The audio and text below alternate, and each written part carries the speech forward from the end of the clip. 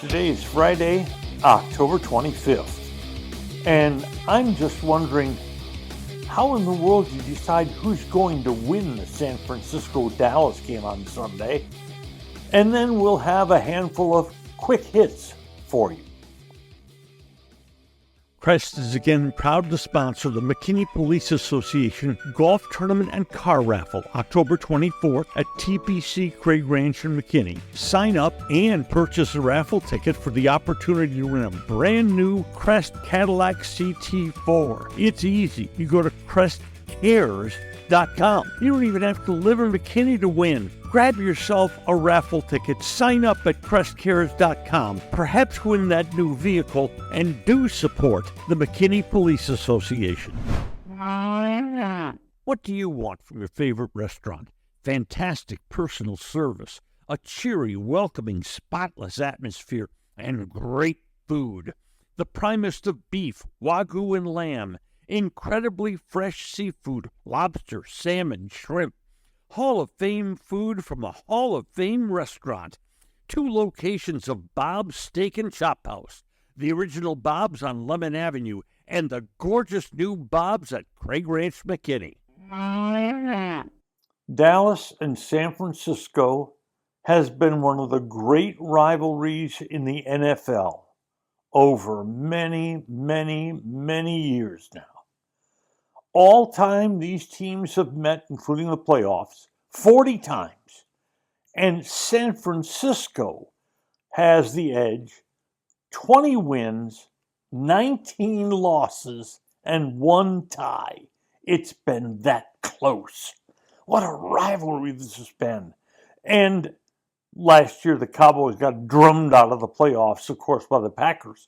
But the 2 years before that, Dallas was ushered out of the playoffs by the San Francisco 49ers in 2 games where the Dallas offense was terrible.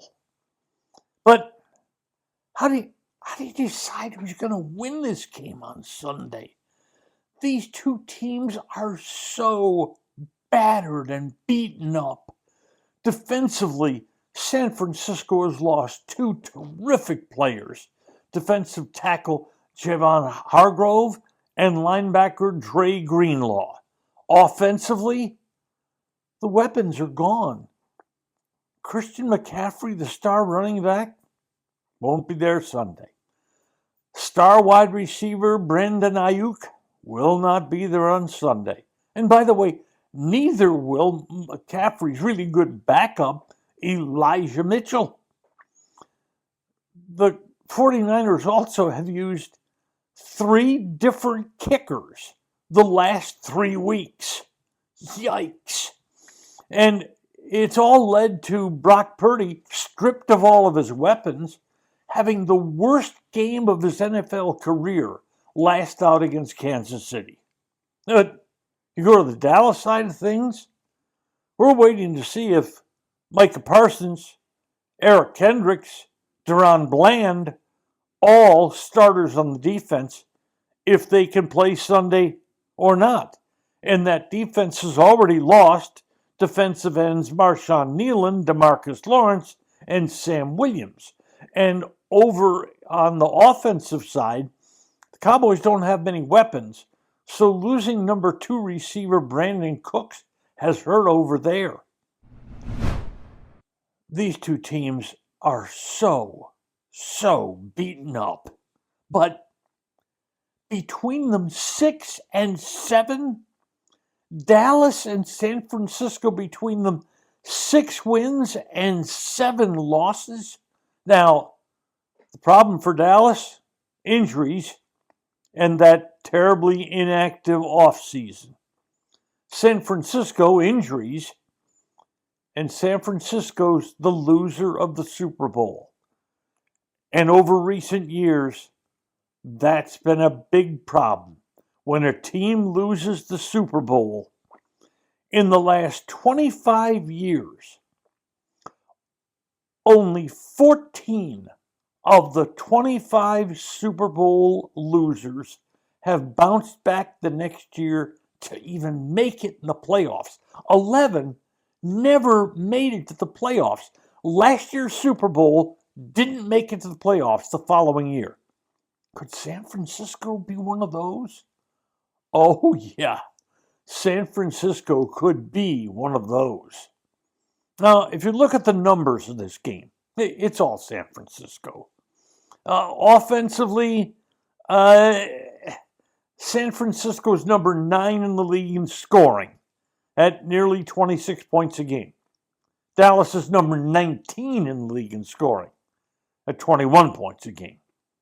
Defensively, the 49ers are ranked 14th.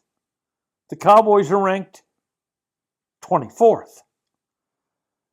Rushing defense, San Francisco is ranked 12th. Dallas is ranked 27th. So, how do you beat San Francisco? Well, a pass rush would help, but the Cowboys don't have much of that anymore. Parsons' return would help that, but is he going to return? The best way to beat San Francisco, given their first 7-game stats, is to run the ball early in the downs. Run it first and second down. Teams have had a lot of success doing that. But Dallas is the worst rushing team in the entire National Football League. Are they going to be able to take advantage of a San Francisco problem at defensive tackle? I don't think so. And by the way, one of those defensive tackles is former Cowboy Malik Collins. The Cowboys are way, way out of sync. And the owner keeps saying things that it doesn't appear is going to help things. San Francisco seems to desperately need to get back its star players. But Ayuk's not coming back. McCaffrey? Greenlaw? Hargrove? Yeah, maybe they'll be back. But will it be in time to save the San Francisco season? But do not make any mistake about this. Dallas, even in their present state, has a chance to win this game in San Francisco on Sunday. And the odds makers know it. San Francisco is only a 4-point favorite. And oddly for Dallas, it's good that they're on the road. Dallas is 3-0 on the road and 0-3 at home. But there is one fact that is undeniable. With these two proud franchises, the loser of this game on Sunday is in very, very deep trouble. Introducing Star Power Smart Home Solutions, where cutting-edge technology meets effortless living. Control your entire home with just a tap on your smartphone. Adjust the lights, set the temperature, ensure your home is totally secure, all from the palm of your hand. Experience the ultimate solution in comfort and security for your family. Start by going to the website, GetStarPower.com. That's GetStarPower.com. And now, a word from our title sponsor. Are all financial advisors fiduciaries? Fewer than you think. Not knowing could reduce your lifestyle. Hi, I'm Mitch Kramer, founder and CEO of Fluent Financial. A fiduciary is a regulatory term to reduce conflicts of interest in wealth management. A fiduciary always works in your best interest. A non-fiduciary advisor might put their compensation or company ahead of yours. At Fluent Financial, we are certified financial planners acting as fiduciary advisors. To learn more, go to fluentfinancial.com or Fluent Financial's YouTube channel. I've got 5 quick hits for you to finish this week's Just Wondering. Number 1, a statistic about Cowboys defensive tackle Mozzie Smith. He has not recorded a single quarterback pressure. Forget sack. He has not recorded a single quarterback pressure in 80 pass rushing situations this year. He's the only defensive tackle in the league without a quarterback pressure who's had at least 50 pass rushes this season. And that was a number one draft choice from last year.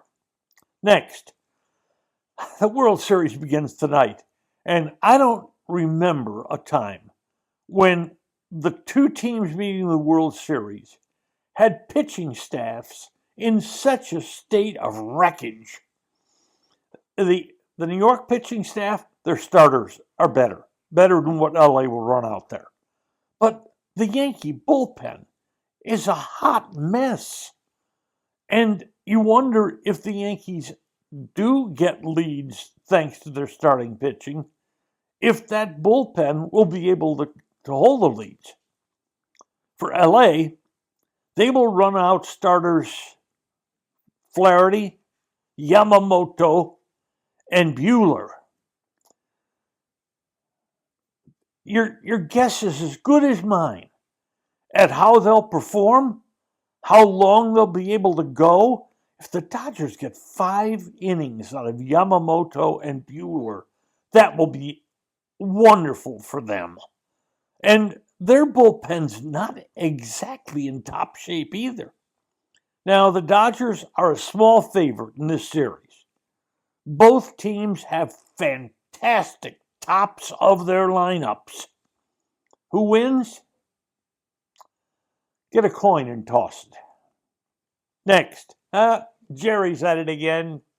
Jerry's at it again. Now he has suggested that the Cowboys are designing bad plays. Now, who does that point a finger at? Coach McCarthy. It points a finger right at him.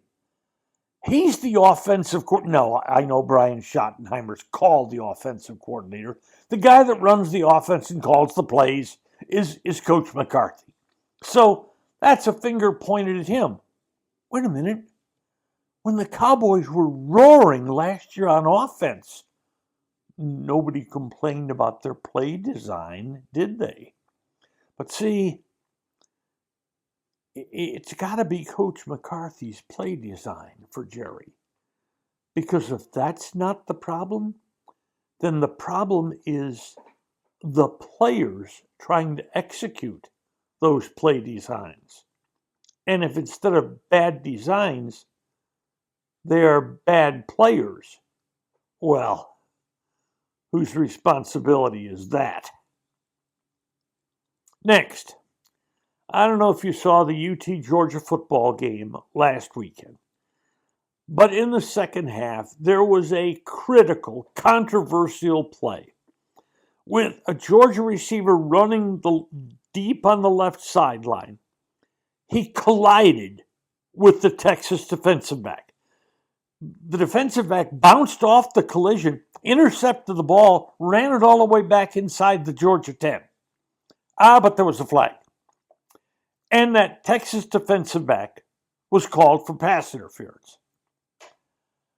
Oh, the Texas sideline went crazy. They just went crazy. And then the crowd went crazy. They started throwing things. Lots of things. Trash, cups, plastic water bottles. Hundreds of them landed on the field. And the head coach for Texas, Steve Sarkisian, thank you, he did this, went over to that section of the crowd, that end zone, put his hands up saying, no, don't do this. Don't do it. And that slowed the throwing of things. And then Texas cheerleaders and all those people with that frilly stuff around here in their cowboy uniforms ran out of the field and picked up all the stuff. And they did it quickly. They did it well and they did it quickly. And then, lo and behold, after it was all cleaned up, the officials got together and announced, our bad, that wasn't pass interference. That set off the Georgia head coach, Kirby Smart, who couldn't believe what he was seeing, that they'd reversed a pass interference call, which technically, I don't think can be done. they did it, and Texas got the ball at the 9-yard line. Now they scored, but then Georgia pulled back and away from Texas to win the game. So here comes the SEC, and they hand down this edict. Texas is to be fined $250,000 for what happened. Well, I'm going to stop right there. How was Texas supposed to anticipate this? Bad fan behavior.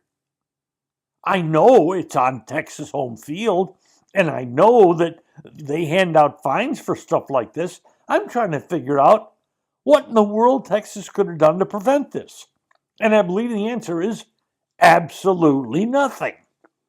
But then the SEC went on to say, and I've got the quote right here, that Texas is to use all available resources, including security, stadium, and television video, to identify individuals who throw objects onto the playing field. And once those people are identified, they are not going to be allowed at a Texas athletic event for the rest of the 24-25 school year. I can see it now. They're going to get all this footage from network TV and security. Wait a minute. Do they have cameras at stadiums focused on various groups all over the stadium? I wasn't aware they did. I don't think they do. I don't think they have like 100 security cameras focused all over the stadium on the crowd. I could be wrong there. But what happens if they say, okay, Herb Schwartz, you threw a water bottle. And Herb said, it wasn't me. It was the guy behind me. I see denials. I could even see a lawsuit or two. And how long is this going to take to get done? That's my question. Hey, good luck with all of that, Texas. Oh, and about Kirby Smart, the Georgia coach, he had a very smart observation.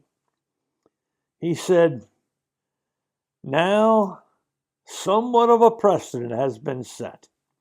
When there's a bad call on the field that the fans don't like, they can throw things on the field and get the call overturned. That's a pretty smart observation by Mr. Smart. And finally, wide receiver Amari Cooper gets dealt to Buffalo. Wide receiver Devontae Adams gets sent to the Jets.